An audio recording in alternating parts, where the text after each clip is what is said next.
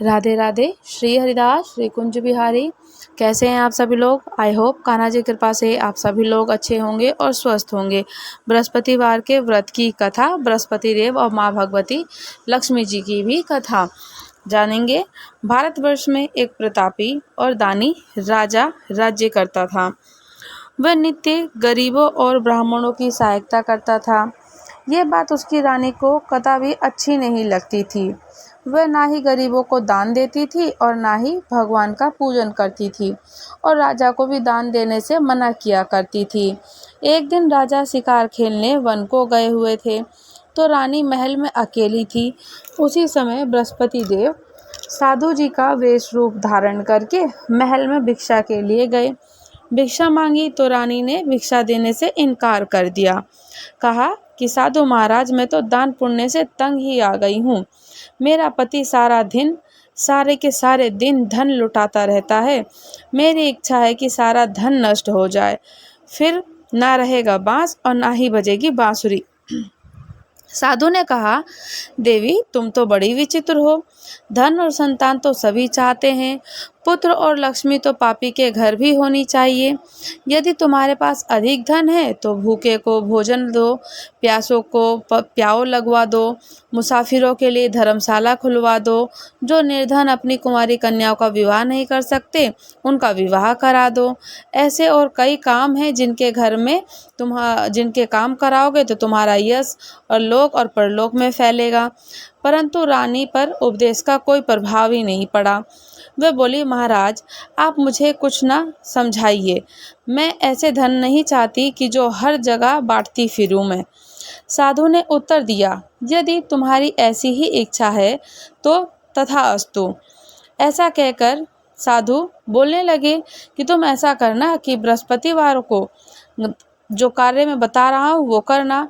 बृहस्पतिवार के दिन अपने घर को लीप कर पीली मट्टी से अपना सर धोना और स्नान करना, भट्टी चढ़ाकर कपड़े धोना। ऐसा करने से आपका सारा का सारा धन नष्ट हो जाएगा। इतना कहकर साधु महाराज वहाँ से अंतर्ध्यान हो गए। साधु के कहे अनुसार बातों को पूरा करते हुए रानी को केवल 3 बृहस्पतिवार ही बीते थे। बृहस्पतिवार के दिन मिट्टी को घर से लीपती और पीली मट्टी से अपना सर धोती और कपड़े धोती। ये केवल करते हुए 3 बृहस्पतिवार ही बीते थे कि उसके समस्त धन संपत्ति नष्ट हो गई। भोजन के लिए राजा का परिवार अब तरसने लगा। तब एक दिन राजा ने रानी से बोला कि हे रानी, तुम यहीं रहो, मैं दूसरे देश को जाता हूँ, क्योंकि यहाँ सभी लोग मुझे जानते हैं, इसलिए मैं कोई छोटा कार्य नहीं कर सकता। ऐसा कहकर राजा प्रदेश को चला गया। वहाँ वह जंगल से लकड़ी काट कर लाता, शहर में बेचता और पूरी तरह अपना जीवन व्यतीत करने लगा। इधर राजा के परदेश जाते ही रानी और दासी दोनों ही दुखी रहने लगी। एक बार जब रानी और दासी को 7 दिन बिना भोजन के रहना पड़ा, तो रानी ने अपनी दासी से कहा कि हे दासी, पास के नगर में मेरी बहन रहती है, वो बहुत धनवान है, तो उसके पास जाकर कुछ ले आ, ताकि थोड़े दिन के लिए कुछ गुजर बसर हो जाए। दासी रानी की बहन के पास पहुंच गई। उस दिन गुरुवार का दिन था। रानी की बहन उस समय बृहस्पतिवार की व्रत की कथा सुन रही थी। दासी ने रानी की बहन को अपनी रानी का संदेश दिया, लेकिन रानी की बड़ी बहन ने ना कोई उत्तर दिया। जब दासी को रानी की बहन ने कोई उत्तर नहीं मिला, तो वह बहुत दुखी हुई। उसे क्रोध भी आया और दासी ने वापस आकर रानी से सारी बात बता दी, और रानी ने सुनकर अपने भाग्य को कोसा। उधर रानी की बहन ने सोचा कि मेरी बहन की दासी आई थी, परंतु उससे मैं नहीं बोली, इससे वह बहुत दुखी होगी। कथा सुनकर पूजन समाप्त कर वह अपनी बहन के घर आई और कहने लगी कि हे बहन, मैं बृहस्पतिवार का व्रत कर रही थी, तुम्हारी दासी मेरे घर आई थी, परंतु जब तक कथा होती है तब तक ना तो उठते हैं और ना ही बोलते हैं, इसलिए मैं नहीं बोली। कहो दासी क्यों गई थी? रानी बोली, बहन तुमसे क्या छिपाऊं, हमारे घर में खाने तक को अनाज नहीं है। ऐसा कहते कहते रानी की आंखें भर आई। उसने दासी समेत पिछले 7 दिनों से भूखे रहने तक की बात अपनी बहन से बता दी। रानी की बहन बोली, देखो बहन, भगवान बृहस्पति देव सबकी मनोकामना को पूर्ण करते हैं। देखो, शायद तुम्हारे घर में अनाज रखा हो। पहले तो रानी को विश्वास नहीं हुआ। बहन के आग्रह करने पर उसने अपनी दासी को अंदर भेजा तो उसे सचमुच अनाज से भरा हुआ एक घड़ा मिला। यह देखकर दासी को बड़ी हैरानी हुई। दासी रानी से कहने लगी, रानी, जब हमको भोजन नहीं मिलता तो हम व्रत ही करते हैं, इसलिए क्यों ना इसे व्रत की कथा विधि पूछ ली जाए ताकि हम भी व्रत कर सकें। तब रानी ने अपनी बहन से बृहस्पतिवार के व्रत के बारे में पूछा। उसकी बहन ने बताया कि बृहस्पतिवार के व्रत में चने की दाल और मुनक्का से विष्णु भगवान को केले की जड़ में पूजन करें और दीपक जलाएं। व्रत और कथा सुनने से और पीला भोजन करने से बृहस्पति देव बहुत प्रसन्न होते हैं। व्रत और पूजन विधि बताकर रानी की बहन अपने घर को लौट आई। 7 दिन के बाद जब गुरुवार आया तो रानी और दासी ने व्रत रखा। गुड़साल में जाकर चना और गुड़ ले आई। फिर उसे केले की जड़ में भगवान विष्णु जी का पूजन किया। अब पीला भोजन कहाँ से आए? इस बात को लेकर दोनों बहुत दुखी थे। क्योंकि उन्होंने व्रत रखा हुआ था, इसलिए बृहस्पति देव उनसे प्रसन्न थे। इसलिए वे एक साधारण व्यक्ति का रूप धारण कर 2 थाली में सुंदर पीला भोजन दासी को दे गए। भोजन पाकर दासी प्रसन्न हुई और रानी के साथ मिलकर भोजन को ग्रहण किया। उसके बाद सभी गुरुवार को व्रत और पूजन करने लगी। बृहस्पति भगवान की कृपा से उनके पास फिर से धन संपत्ति आ गई, परंतु रानी फिर से पहले की तरह आलस्य करने लगी। तब दासी बोली, देखो रानी, तुम पहले भी इस प्रकार आलस्य करती थी। तुम्हें धन रखने में कष्ट होता था, इसी कारण सभी धन नष्ट हो गया। और जब भगवान बृहस्पति देव की कृपा से धन मिला तो तुम्हें फिर आलस्य होता है। रानी को समझाते हुए दासी कहती है कि बड़ी मुसीबतों के बाद हमने धन पाया है, इसलिए हमें दान पुण्य करना चाहिए, भूखे मनुष्य को भोजन करवाना चाहिए, धन को शुभ कार्यों में खर्च करना चाहिए, जिससे तुम्हारे कुल का यश बढ़े, स्वर्ग की प्राप्ति हो, पितृ प्रसन्न हो। दासी की बात मानकर रानी अपना धन शुभ कार्यों में खर्च करने लगी, जिससे पूरे नगर में उसका यश फैलने लगा। एक दिन राजा दुखी होकर जंगल में पेड़ के नीचे आसन जमाकर बैठ गया। वह अपनी दशा को याद करके व्याकुल होने लगा। तो बृहस्पति देव एक दिन एकाएक उसने देखा कि निर्जन वन में एक साधु प्रकट हुए और वह साधु के वेश में स्वयं बृहस्पति देवता थे। लकड़हारे के सामने आकर बोले कि हे लकड़हारे, इस सुनसान जंगल में तूने चिंता मगन क्यों बैठा है? लकड़हारे ने दोनों हाथ जोड़कर प्रणाम किया और उत्तर दिया, महात्मा जी, आप सब कुछ जानते हैं, मैं क्या कहूँ। ये कहकर रोने लगा और साधु को अपनी आत्मकथा सुना दी। महात्मा जी ने कहा, तुम्हारी स्त्री ने बृहस्पति देव के दिन और बृहस्पतिवार को बृहस्पति जी का निरादर किया, जिसके कारण रुष्ट होकर तुम्हारी ये दशा हुई है।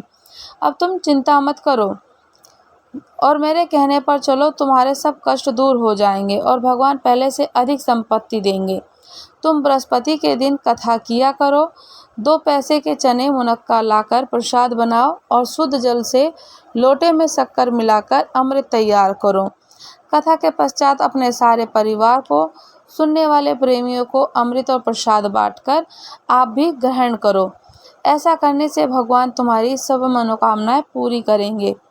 साधु के ऐसे वचन सुनकर लकड़हारा बोला कि हे प्रभु, मुझे लकड़ी बेचकर इतना पैसा नहीं मिलता जिससे भोजन के उपरांत कुछ बचा सकूं। मैंने रात्रि में अपनी स्त्री को व्याकुल देखा। मेरे पास कुछ भी नहीं है जिससे मैं उसकी खबर मंगा सकूं। साधु ने कहा कि लकड़हारे, तुम किसी बात की चिंता मत करो। बृहस्पतिवार के दिन तुम रोजाना की तरह लकड़ियाँ लेकर शहर को जाओ। तुमको रोज से 2 गुना धन प्राप्त होगा, जिससे तुम भली भांति भोजन कर लोगे और बृहस्पति देव की पूजा का सामान भी आ जाएगा। इतना कहकर साधु अंतर्ध्यान हो गए। धीरे धीरे समय व्यतीत होने पर फिर वही बृहस्पति देव का दिन आया। लकड़हारा जंगल से लकड़ी काटकर सीधा किसी शहर में बेचने को चला गया। उसे उस दिन से अधिक मात्रा में धन और पैसा मिला। राजा ने चना गुड़ आदि लाकर गुरुवार का व्रत किया। उस दिन से उसके सभी क्लेश दूर हो गए। परंतु जब दोबारा गुरुवार का दिन आया तो बृहस्पतिवार का व्रत करना भूल गया। इस कारण बृहस्पति भगवान नाराज हो गए। उस दिन उस नगर के राजा ने विशाल यज्ञ का आयोजन किया था और शहर में यह घोषणा करा दी गई कि कोई भी मनुष्य अपने घर में भोजन ना बनावे और ना चूल्हा जलावे। समस्त जनता मेरे यहाँ भोजन करने आए। इस आज्ञा को जो नहीं मानेगा उसे फांसी की सजा दी जाएगी। इस तरह की घोषणा संपूर्ण नगर में करवा दी गई। राजा की आज्ञा के अनुसार शहर के सभी लोग भोजन करने के लिए राजा के घर गए, लेकिन लकड़हारा कुछ देर से पहुंचा, इसलिए राजा ने अपने साथ घर लिवा लाए और ले जाकर भोजन कराया। तो रानी की दृष्टि उसी खूंटी पर पड़ी जिस पर उसका हार लटका हुआ था। वह वहाँ दिखाई नहीं दिया। रानी ने निश्चय किया कि मेरा हार इस मनुष्य ने ही चुराया है। उसी समय सिपाहियों को बुलाकर उसे कारागार में डलवा दिया गया। जब लकड़हारा कारागार में पड़ गया और बहुत दुखी होकर विचार करने लगा कि ना जाने कौन से पूर्व जन्म के कर्म हैं, मुझे ये दुख प्राप्त हुआ, और उसी साधु को याद करने लगा जो जंगल में मिला था। उसी समय तत्काल बृहस्पति देव साधु के रूप में प्रकट हुए। उनकी दशा को देखकर कहने लगे, अरे मूर्ख, तूने बृहस्पति देव की कथा नहीं करी, इस कारण तुझे दुख प्राप्त हुआ। अब चिंता मत कर, बृहस्पतिवार के दिन कारागार के दरवाजे पर 4 पैसे पड़े मिलेंगे, उससे तू बृहस्पति देव की पूजा करना, तेरे कष्ट दूर हो जाएंगे। बृहस्पतिवार के दिन उसे 4 पैसे मिले। लकड़हारे ने कथा कही। उसी रात्रि को बृहस्पति देव ने उस नगर के राजा को स्वप्न में कहा कि राजा, तूने जिस आदमी को कारागार में बंद किया है वह निर्दोष है और वह राजा है, उसे छोड़ दो। रानी का हार उसी खूंटी पर लटका है। अगर तू ऐसा नहीं करेगा तो मैं तेरे राज्य को नष्ट कर दूंगा। इस रात्रि में स्वप्न को देखकर राजा प्रातःकाल उठा। खूंटी पर हार देखकर लकड़हारे को बुलाकर क्षमा मांगी और लकड़हारे को योग्य सुंदर वस्त्र आभूषण देकर विदा किया। बृहस्पति देव की आज्ञा के अनुसार लकड़हारा अपने नगर को चल दिया। राजा जब अपने नगर के निकट पहुंचा, उसे बड़ा आश्चर्य हुआ। नगर में पहले से अधिक बाग, तालाब, कुएं, बहुत सी धर्मशालाएं बन गई थी। राजा ने पूछा कि ये किसका बाग और धर्मशाला है। तब नगर के सब लोग कहने लगे कि ये सब रानी और बांधी का है। तो राजा को आश्चर्य हुआ और गुस्सा भी आया। जब रानी ने यह खबर सुनी कि राजा आ रहे हैं तो उसने दासी से कहा कि दासी, देख, राजा हमको कितनी बुरी हालत में छोड़कर गए थे। हमारी ऐसी हालत देखकर वह लौट ना जाए, इसलिए तू दरवाजे पर खड़ी हो जा। आज्ञा के अनुसार दासी दरवाजे पर खड़ी हो गई। राजा आए तो उन्हें अपने साथ लिवा लाई। तब राजा ने क्रोध कर अपनी रानी से पूछा कि यह धन तुम्हें कैसे प्राप्त हुआ। तब उन्होंने कहा कि हमें यह सब धन बृहस्पति देव की इस व्रत के प्रभाव से प्राप्त हुआ। राजा ने निश्चय किया कि 7 रोज बाद तो बृहस्पति देव का पूजन करते हैं, परंतु मैं प्रतिदिन दिन में 3 बार कहानी कहूँगा और रोज व्रत किया करूँगा। अब हर समय राजा के दुपट्टे में चने की दाल बंधी रहती। दिन में 3 बार कहानी कहता। एक रोज राजा ने विचार किया कि चलो अपनी बहन के यहाँ हो आते हैं। इस तरह निश्चय कर राजा घोड़े पर सवार हो अपनी बहन के यहाँ चले गया। मार्ग में उसने देखा कि कुछ आदमी एक मुर्दे को लिए जा रहे हैं। उन्हें रोककर राजा कहने लगा, अरे भाइयों, मेरे बृहस्पति देव की कथा सुन लो। वो बोले, हमारा तो आदमी मर गया, इसको अपनी कथा की पड़ी है। परंतु कुछ आदमी बोले, अच्छा कहो, हम तुम्हारी कथा भी सुनेंगे। राजा ने दाल निकाली। जब कथा आधी हुई तो मुर्दा हिलने लगा और जब कथा समाप्त हुई तो राम राम करके मनुष्य वो सब खड़ा हो गया। आगे मार्ग में उसे किसान खेत में हल चलाता मिला। राजा ने उसे देखा और उससे बोला, अरे भाई, मेरी बृहस्पति देव की कथा सुन लो। किसान बोला, जब तक तेरी कथा सुनूंगा तब तक 4 हेरे जोत लूंगा, अपनी कथा किसी और को सुनाना। इस तरह राजा आगे चलने लगा। राजा के हटते ही बैल पछाड़ खाकर गिर गए। किसान के पेट में बड़ी जोर से दर्द होने लगा। उस समय उसकी माँ रोटी लेकर आई। उसने ये देखा तो अपने पुत्र से सब हाल पूछा और बेटे ने सभी हाल कह दिया। बुढ़िया दौड़ी दौड़ी घुड़सवार के पास आई, बोली कि मैं तेरी कथा सुनूंगी, अपनी कथा मेरे खेत पर चलकर कहना। राजा ने बुढ़िया के खेत पर जाकर कथा कही, जिससे सुनते ही बैल खड़े हो गए। किसान के पेट का दर्द भी बंद हो गया। राजा अपनी बहन के घर पहुंचा। बहन ने भाई की खूब मेहमानी करी। दूसरे रोज प्रातःकाल राजा जगा तो वह देखने लगा कि सब लोग भोजन कर रहे हैं। राजा ने अपनी बहन से कहा, ऐसा कोई मनुष्य है जिसने भोजन नहीं किया? मेरी बृहस्पतिवार की कथा सुन ले। बहन बोली, हाँ भैया, ये देश ऐसा ही है कि पहले यहाँ भोजन करते हैं, बाद में अन्य काम करते हैं। अगर कोई पड़ोस में हो तो मैं देखाऊं। वह ऐसा कहकर देखने चली गई, परंतु उसे कोई ऐसा व्यक्ति नहीं मिला जिसने भोजन ना किया हो। वह एक कुम्हार के घर गई जिसका लड़का बीमार था। उसे मालूम हुआ कि उसके यहाँ 3 रोज से किसी ने भोजन नहीं किया। रानी ने अपने भाई की कथा सुनने के लिए कुम्हार से कहा और वो तैयार भी हो गया। राजा ने जाकर बृहस्पतिवार की कथा, जिसको सुनकर उसका लड़का ठीक हो गया। बीमार लड़के को कथा सुनाई, तुरंत बीमार लड़का ठीक हो जाता है। अब तो राजा की प्रशंसा होने लगी। एक रोज राजा ने अपनी बहन से कहा कि बहन, हम अपने घर जाएंगे, तुम भी तैयार हो जाओ। राजा की बहन अपनी सास से कहा।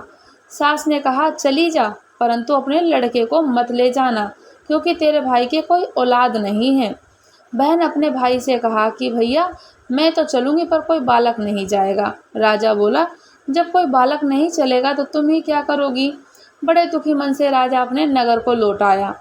राजा ने अपनी रानी से कहा कि हम निर्वंशी हैं, हमारा मुंह देखने का धर्म नहीं है और कुछ भोजन आदि नहीं किया।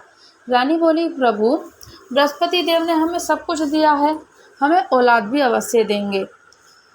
उसी रात बृहस्पति देव ने राजा को स्वप्न में कहा कि राजा उठ, सभी सोच त्याग दे, तेरी रानी गर्भ से है। राजा की ये बात सुनकर बड़ी खुशी हुई। 9वें महीने में उसके गर्भ से एक सुंदर पुत्र पैदा हुआ। तब राजा बोला कि रानी, स्त्री बिना भोजन के रह सकती है, पर बिना कहे नहीं रह सकती। जब मेरी बहन आवे तुम उससे कुछ मत कहना। रानी ने सुनकर हाँ कर दिया। जब राजा की बहन ये सुनकर समाचार बहुत खुश हुई और बधाई लेकर अपने भाई के यहाँ आई, तभी रानी ने कहा, घोड़ा चढ़कर तो नहीं आई, गधा चढ़ी आई। राजा की बहन बोली, भाभी, मैं इस प्रकार ना कहती तो तुम्हें औलाद कैसे होती? तो बृहस्पति देव ऐसे ही जिसके मन में कामनाएं हैं सभी को पूर्ण करना। जो सद्भावना पूर्वक बृहस्पतिवार का व्रत करता है, कथा पढ़ता है, सुनाता है या सुनता है, दूसरों को भी सुनाता है, तो बृहस्पति देव उसकी सभी मनोकामनाएं पूर्ण करना। तो भगवान बृहस्पति देव उसकी सदैव रक्षा करते हैं। और संसार में जो मनुष्य सद्भावना से भगवान जी की पूजन और सच्चे हृदय से करते हैं तो उनकी सभी मनोकामनाएं पूर्ण होती है।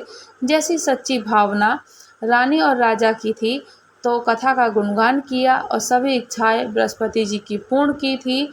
इसलिए पूर्ण कथा सुनने के बाद प्रसाद लेकर ही जाना चाहिए। हृदय से उसका मनन करते हुए जयकारा बोलना चाहिए। बोलो बृहस्पति देव की जय, बोलो भगवान विष्णु नारायण की जय हो। तो हे बृहस्पति देव, सबकी मनोकामनाएं शीघ्र ही पूर्ण करना, सबकी इच्छाओं को पूर्ण करना। जो आपको सच्चे मन से मनन करे, चिंतन करे, पूजा विधि विधान से करे, अर्चन करे, व्रत करे, उसकी सबकी मनोकामनाएं पूर्ण करना। राधे राधे। श्री हरिदास, श्री कुंज बिहारी। अगर आप लोग हमारे चैनल पर नए हैं तो चैनल को लाइक, शेयर, सब्सक्राइब करना बिल्कुल भी ना भूलें और अच्छे अच्छे प्यारे प्यारे पॉजिटिव से कमेंट्स कीजिए। राधे राधे।